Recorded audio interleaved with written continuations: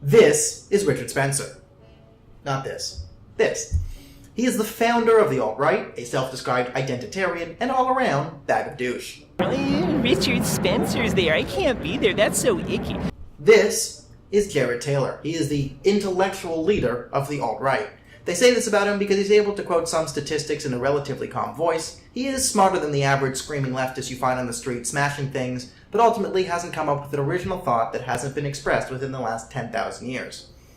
These two are enemies of Western civilization. They're self-described white nationalists, and they form the ideological core of the alt-right we termed White Lives Matter. White lives matter! White lives matter! White lives matter! So the white nationalists are basically Nazis without the designer Hugo Boss outfits. Well, some of them might have it, I don't know, but that's not the point. The point is, they are white supremacists. Not what your sociology professor calls anybody who disagrees with them, but actual white supremacists who believe white people are above other races and ethnicities, and they are not conservatives. To be honest, I'm not totally opposed to socialism when done right. I think we actually should use the government to benefit ourselves, the people of this country. I think we should have a national healthcare system. I think we should quadruple national parks. So as you can see, they believe in a big government. Huge government. A huge government that puts the needs of this specific group above others and takes care of everything. So they are not conservatives and they are not even technically on the right. But you can't necessarily put them on the left either, because although they believe in a lot of socialist policies, they're still nationalists to the nth degree. Basically, they want nationalism up the butt, they want socialism up the butt. But they don't want anything going in anyone's butt. Well, yeah, technically. So, they are an abomination between fascism and socialism. They're like a mixture. A nationalist socialist party. A fusion. Yes. Very good, Daniel. Well, how did you come up with that? Well, it started 75 years ago. If you remember, we fought this war once. It was called World War II, where we fought for the battle of the soul of Western civilization. On one side, you had the Nazis and the Axis power. They believed that the West can be defined by European ethnicity.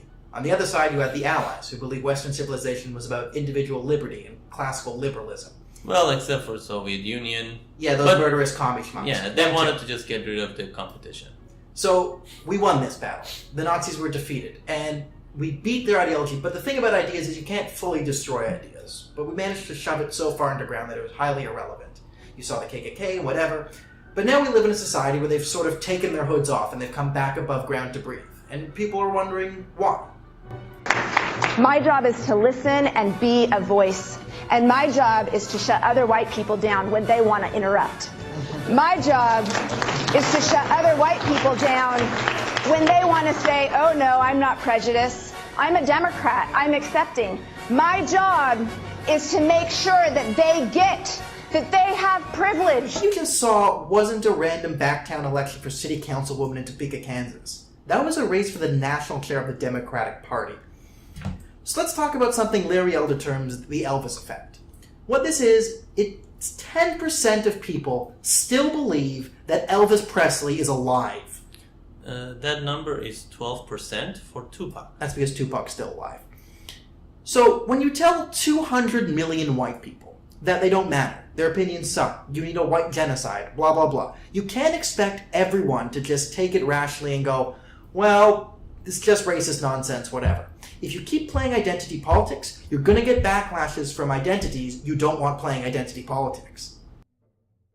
We deem this faction, the alt-right, the anti-left. Now, not all of them are traditional alt-righters. They're more the Kekistani army. The problem is, the alt-right was smart enough to embrace this side. They claimed Pepe the Frog as their own.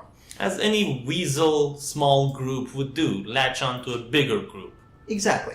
So we call them the anti-left because, one, their goal is really to antagonize the left. They don't like left-wing totalitarianism, and they want to trigger snowflakes, as they would say. The other term that alt-left refers to, or anti-left, is they sort of use the same leftist tactics that have been dividing the country, but they use them against the left. The key figure among this, you would remember, is Milo Yiannopoulos. He's sort of their mascot. If you remember him from a few years ago, he went around university campuses finding the stupidest people in the world. We deem these sociology professors at Ivy League schools. They would say, you're a racist, sexist, bigot, homo, blah, blah, blah, blah, blah. And he'd be like, honey, I'm fabulous. I have sex with black, gay Muslims all day. And it was stupid, and it was silly, and we all had a good laugh. But using these leftist tactics against the left has created a lot of problems and isn't productive. And why is it not productive? Because what happens is it just creates more noise and scream and adds to the current noise and scream that's coming from the left and just buries debate and conversation deeper and deeper, okay? What it does is, first, it gives validity to the alt-right, okay? Because the alt-right says, yeah, these guys are with us.